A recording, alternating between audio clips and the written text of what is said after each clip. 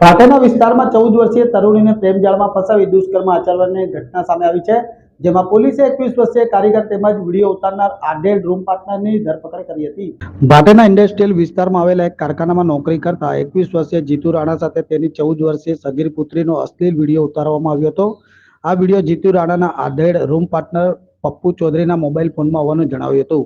પપ્પુએ જ આ વિડીયો બનાવી સગીર માસીને બતાવ્યો હતો. મામલો ગંભીર હોય આ યુવતીએ 14 વર્ષીય પુત્રીની પૂછપરછ કરી હતી.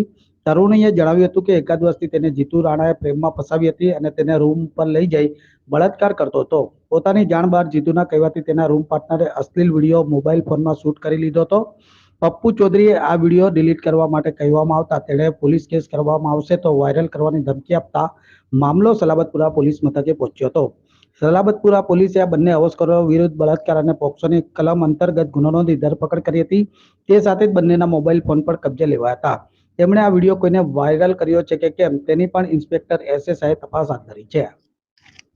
સલાબતપુરા પોલીસ સ્ટેશન વિસ્તારમાં એક બેને આવીને ફરિયાદ નોંધાવી હતી કે એમની દીકરી, જે નાની દીકરી જે 14 વર્ષની છે, એની સાથે એમના જ એક પરિચિત વ્યક્તિ એણે શારીરિક સંબંધ બાંધ્યો હતો અને દુષ્કર્મ આચર્યું હતું.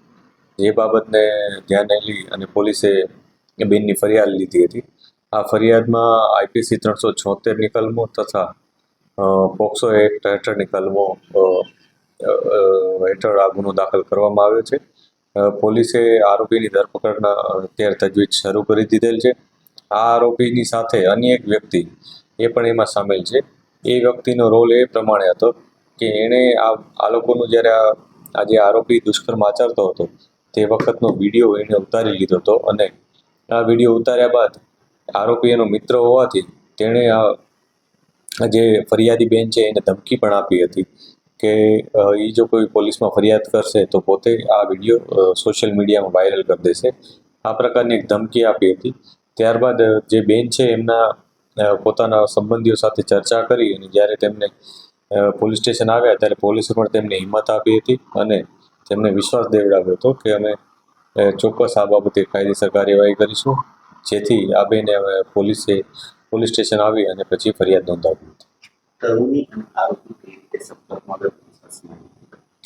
અત્યારે પોલીસે જે પાસે જે ઇન્ફોર્મેશન છે એ મુજબ આ જે આરોપી છે એ જે ફરિયાદી બેન છે એમના સંપર્કમાં પહેલાં આવ્યો હતો.